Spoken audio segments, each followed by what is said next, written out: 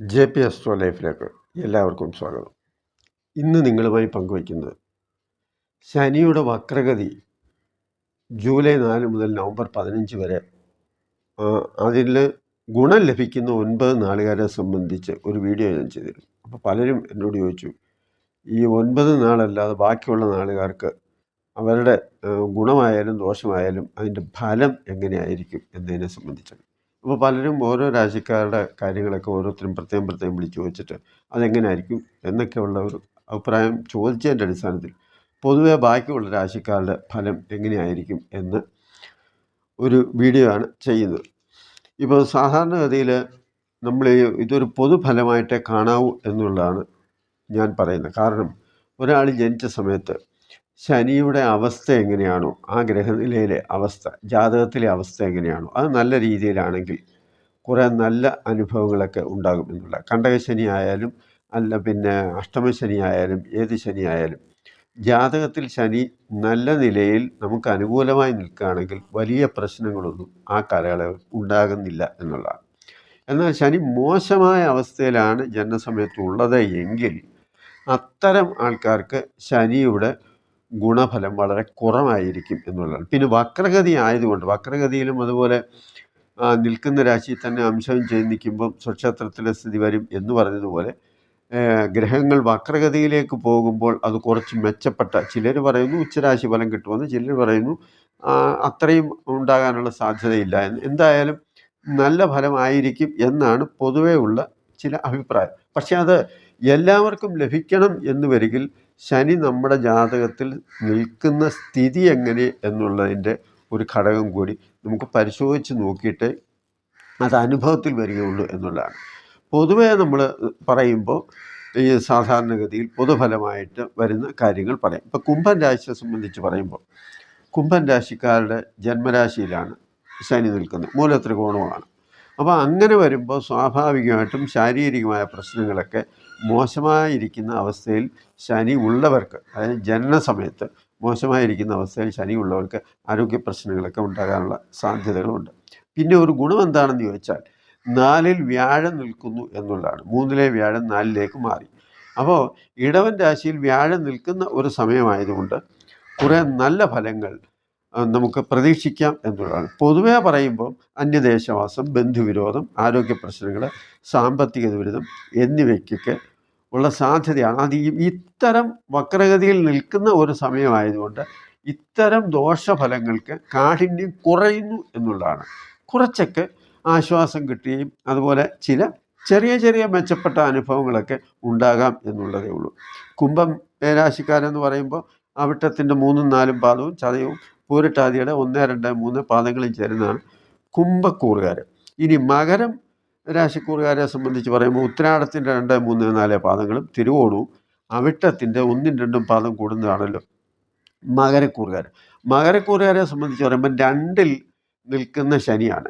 2-ലെ ശനിയും 3-ലെ രാഹു അത്ര വലിയ പ്രശ്നമൊന്നും ചെയ്യത്തില്ല. 5-ൽ വ്യാഴമുണ്ട്. അപ്പോൾ 5-ലെ വ്യാഴം വളരെ എന്ന് പറഞ്ഞാൽ പുണ്യസ്ഥാനത്ത് നിൽക്കുന്ന വ്യാഴമായതുകൊണ്ട് സന്താനങ്ങളെ കൊണ്ടുള്ള ഗുണങ്ങൾ, അവരുടെ ഗുണാനുഭവങ്ങൾ വിദ്യാഭ്യാസപരമായിട്ടായാലും അല്ലാതെയും, അതുപോലെ സന്താന ദുരിതം അനുഭവിക്കുന്നവർക്ക് അത്തരത്തിലൊക്കെ ഒരു മെച്ചം ഈ പിന്നെ ചാരവശാൽ 5-ൽ വ്യാഴം നിൽക്കുന്ന ഒരു സാഹചര്യം ഉള്ളപ്പോൾ അതിൻ്റേതായ ഗുണങ്ങളൊക്കെ ഉണ്ട്. പിന്നെ കുറേയൊക്കെ ഒരു ഈശ്വരവിശ്വാസവും അതുപോലെ തന്നെ ഒരു ആരാധന ഒക്കെ ഉണ്ടാകുന്ന ഒരു സമയം കൂടിയാണ്. പ്രത്യേകിച്ച് 2-ൽ ശനി നിൽക്കുമ്പോൾ ചിലവുകളെ സംബന്ധിച്ച്, അതായത് ശനി വളരെ മന്ദഗതിയിൽ പോകുന്ന ഒരു ഗ്രഹമായതുകൊണ്ട് തന്നെ ഇയാളെ മന്ദൻ എന്ന് വിളിക്കുന്നത് കൊണ്ട് വക്രഗതിയിലായതുകൊണ്ട് നമുക്ക് കുറേ ആശ്വാസമുണ്ടെങ്കിൽ സാമ്പത്തികമായി ഒരുപാട് മെച്ചമൊന്നും ഉണ്ടാകാനുള്ള സാധ്യത കുറവാണ് എന്നുള്ളതാണ്.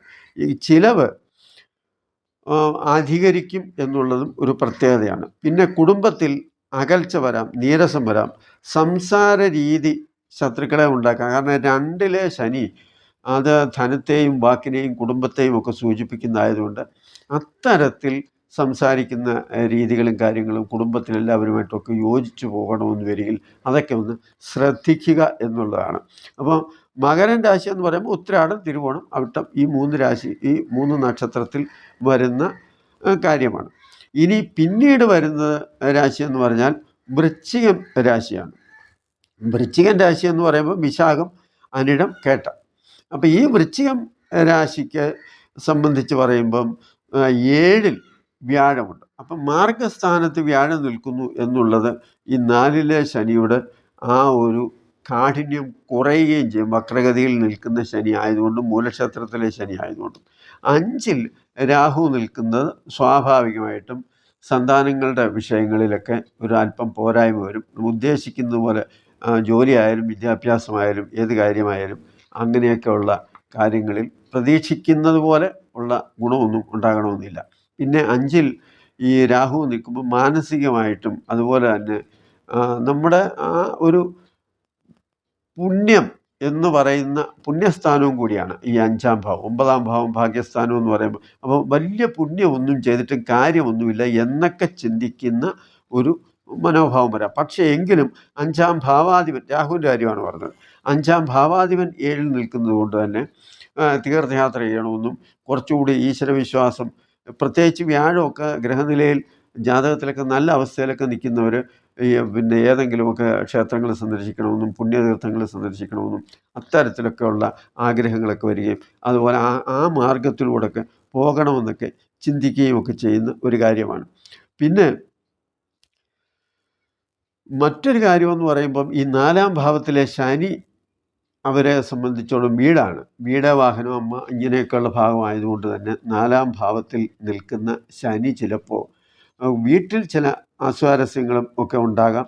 അതുപോലെ സാമ്പത്തിക പ്രയാസം, 2-ാം ഭാവാധിപൻ 7-ലുണ്ടെങ്കിൽ വരുമാനത്തിന് ഒരു വ്യത്യാസമൊക്കെ വരികയും ചില നല്ല ഗുണങ്ങളൊക്കെ ഉണ്ടാകാനുള്ള സാധ്യത ഉണ്ടെങ്കിലും ചിലവും അത്തരത്തിലൊക്കെ ആകാനുള്ള ഒരു സാധ്യതയും ചില മനപ്രയാസങ്ങളും കടബാധ്യതയും ഒക്കെ ഉണ്ടാകാനുള്ള ഒരു സന്ദർഭമായി നമുക്ക് ഈ വക്രഗതിയെ കാണാം എന്നുള്ളതാണ്. പിന്നെ തുലാം രാശിക്കാരെ സംബന്ധിച്ചിടത്തോളം പറയുമ്പം അവർക്ക് 5-ാം ഭാവത്തിലെ രാഹു, 6-ാം ശനിയും, 5-ലെ ശനിയും 6-ലെ രാഹുവും അതുപോലെ അഷ്ടമത്തിലെ വ്യാഴവുമാണ്. അപ്പോൾ അങ്ങനെ വരുമ്പോൾ പൊതുവെ അത്ര മെച്ചപ്പെട്ട ഒരു കാലഘട്ടമല്ല എന്ന് വേണം നമുക്ക് പറയാം. അപ്പോൾ സന്താനങ്ങളെ കൊണ്ട് പ്രയാസം നേരിടുക, പല വിധത്തിലുള്ള മാനസിക പ്രശ്നങ്ങൾ ഉണ്ടാക്കുക, ഇങ്ങനെയൊക്കെയുള്ള കാര്യങ്ങളാണ് ഈ തുലാം രാശിക്ക് വരുന്നത്. എങ്കിലും ഈ വക്രഗതിയിൽ ഇത്തരം വലിയ മാനസിക വിഷമതകളും കാര്യങ്ങളും ഒക്കെ ഒന്ന് കുറഞ്ഞു കിട്ടാനും ഇതിൻ്റെയൊക്കെ കാഠിന്യം ഒന്ന് കുറഞ്ഞ് ദോഷത്തിന് ഒരല്പം അയവ് വരാനുള്ള സാധ്യതയുണ്ട്. ഒരുപാട് ഗുണങ്ങളൊന്നും പ്രതീക്ഷിക്കാൻ ഇല്ല എന്നുള്ളതാണ്. അതുപോലെ ചിങ്ങൻ രാശിക്കാരെ സംബന്ധിച്ച് പറയുമ്പോൾ ചിങ്ങൻ രാശിയുടെ 10-ാം ഭാവത്തിലെ വ്യാഴമാണ്. അപ്പോൾ 10-ൽ വ്യാഴം നിൽക്കുന്നു, അതുപോലെ തന്നെ 7-ാമിടത്ത് ശനി നിൽക്കുന്നു. അങ്ങനെയുള്ള ഒരു സ്ഥിതി അഷ്ടമത്തിൽ രാഹു ഉണ്ട് എന്നുള്ളതാണ്. അപ്പോൾ അഷ്ടമത്തിലെ രാഹു എന്ന് പറയുമ്പോൾ ആരോഗ്യ പ്രശ്നങ്ങളൊക്കെ സ്വാഭാവികമായിട്ടും ഉണ്ടാകാവുന്ന ഒരു പിന്നെ കാലഘട്ടമാണ് ഈ ജൂലൈ, നവംബർ മാസങ്ങൾ. അപ്പോൾ യാത്ര, അലച്ചിൽ, അതുപോലെ മനപ്രയാസം, കാര്യങ്ങൾ വളരെ സ്പീഡപ്പായിട്ട് പോകാതെ ഇഴഞ്ഞിഴഞ്ഞ് മന്ദഗതിയിൽ പോവുക, അലസതയുണ്ടാവുക എന്ന് പറഞ്ഞാൽ എന്താ വേണം എന്നൊക്കെയുള്ള ഒരു അലസ മനോഭാവം ഉണ്ടാകുക. അതുപോലെ പങ്കാളിയുമായിട്ട് ചില അഭിപ്രായ വ്യത്യാസങ്ങളൊക്കെ വരിക, മാർഗതടസ്സം, എന്തെങ്കിലുമൊക്കെ കാര്യത്തിന് പോകാൻ ശ്രമിക്കുമ്പോൾ അല്ലെങ്കിൽ ഏതെങ്കിലുമൊക്കെ പുതിയ സംരംഭങ്ങളും ഒക്കെ തുടങ്ങാനും ഏതെങ്കിലുമൊക്കെ മാർഗത്തിൽ ജീവിക്കാം എന്നൊക്കെ വിചാരിച്ച് പോകുമ്പോൾ അതിനൊക്കെ ചില തടസ്സങ്ങൾ വരിക. ഇങ്ങനെയൊക്കെയുള്ള കാര്യങ്ങളെല്ലാം തന്നെ ഈ ചിങ്ങം രാശിക്കൂറുകാർക്ക് സംഭവിക്കാനുള്ള സാധ്യത ഉണ്ട് എന്നുള്ളതാണ്. മകം, പൂരം, ഉത്തരത്തിൻ്റെ ആദ്യപാദം, അതാണ് ചിങ്ങൻ രാശിക്കാരെ സംബന്ധിച്ച് പറയാനുള്ളത്. പിന്നെ ചിങ്ങം കഴിഞ്ഞാൽ പിന്നെ കർക്കിടകൻ രാശിക്കാരെ സംബന്ധിച്ച് പറയുമ്പോൾ, കർക്കിടകം എന്ന് പറയുമ്പോൾ പുണർതം, പൂയം, ആയില്യം. അപ്പം ഇവരെ സംബന്ധിച്ച് അഷ്ടമത്തിലെ ശനിയും 11-ലെ വ്യാഴം, 11-ലെ വ്യാഴം വളരെ ഒരു നല്ല കാര്യമാണ്. കാരണം 9-ാം ഭാവാധിപനാണ് 11-ൽ നിൽക്കുന്നത്. അപ്പം ഭാഗ്യാവസ്ഥയ്ക്ക് 9-ൽ നിൽക്കുന്ന രാഹു മാത്രമേ ഉള്ളൂ അതിന് ഒരു ചെറിയൊരു തടസ്സമായിട്ടും വിലങ്ങുതടിയായിട്ടും ഒക്കെ വരുന്നത്. കാരണം 6-ാം ഭാവാധിപത്യം കൂടി വ്യാഴത്തിന് വരുന്നത് കൊണ്ട് ചില ആ ആൾക്കാരെ സംബന്ധിച്ച് അത് ആരോഗ്യ പ്രശ്നങ്ങളും, അതുപോലെ ഈ അഷ്ടമം അല്ലെങ്കിൽ 9ാം ഭാവം എന്നൊക്കെ പറയുമ്പം ഈ രാഹു വരിക എന്ന് പറയുമ്പോൾ സ്വാഭാവികമായിട്ടും അലർജി, സ്കിന്നുമായിട്ട് ബന്ധപ്പെടുന്ന പ്രശ്നങ്ങൾ, ഇങ്ങനെയൊക്കെയുള്ളതാണ് കൂടുതലും ആരോഗ്യ പ്രശ്നമായിട്ട് വരാനുള്ള സാധ്യത എന്നുള്ളതാണ്. അതുപോലെ ബന്ധുക്കളുമായിട്ട് അത്ര നല്ല യോജിപ്പ് വരാൻ ഉള്ള സാധ്യത കുറവാണ്.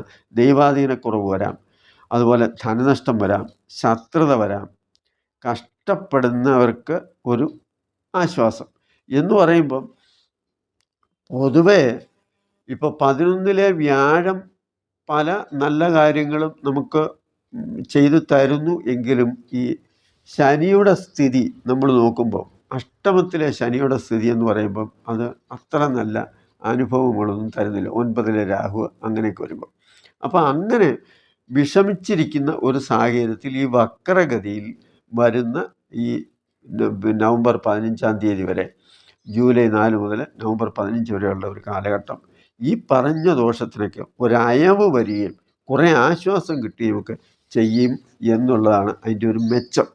അല്ലാതെ പെട്ടെന്ന് നിങ്ങളങ്ങ് ഉന്നതിയിലെത്തും എന്നൊന്നും പറയാനൊന്നും ഞാൻ തയ്യാറല്ല.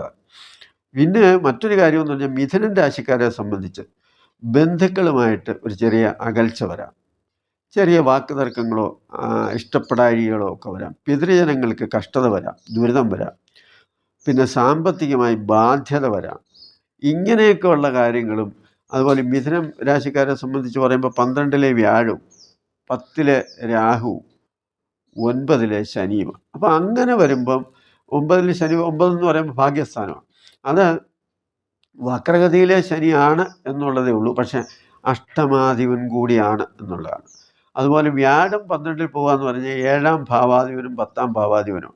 അപ്പം കർമ്മരംഗം നമ്മൾ ഉദ്ദേശിക്കുന്നത് പോലെ തൊഴിൽപരമായിട്ടുള്ള ഉന്നതിയും അതുപോലുള്ള മെച്ചവും ഒന്നും ഉണ്ടാകാനുള്ള സാധ്യതകളൊക്കെ കുറവാണ്. അതുകൊണ്ട് തന്നെയാണ് സാമ്പത്തിക ചിലവുകളും, അതുപോലെ ചിലപ്പോൾ വീട് മാറി താമസിക്കേണ്ട അല്ലെങ്കിൽ നാട് വിട്ടു പോകേണ്ട സ്ഥിതിയും, അന്യദേശവാസം, ഇങ്ങനെ പലതും അതിനുള്ള സാഹചര്യങ്ങളൊക്കെ പലർക്കും വന്നിരിക്കാം. അപ്പോൾ ഇതിനൊക്കെ ഈ വക്രഗതിയിൽ ശനി നിൽക്കുന്ന ഒരു സമയമായതുകൊണ്ട് ഇതിനൊക്കെ ഒരാശ്വാസം എന്ന് പറഞ്ഞാൽ വലിയ ദോഷം നമ്മളെ അങ്ങ് ശരിക്കും ബാധിക്കുന്നില്ല എന്നുള്ള, ഗുണം കുറയുന്നു എന്നതാണ് നമ്മൾ ഉദ്ദേശിച്ചാൽ മതി.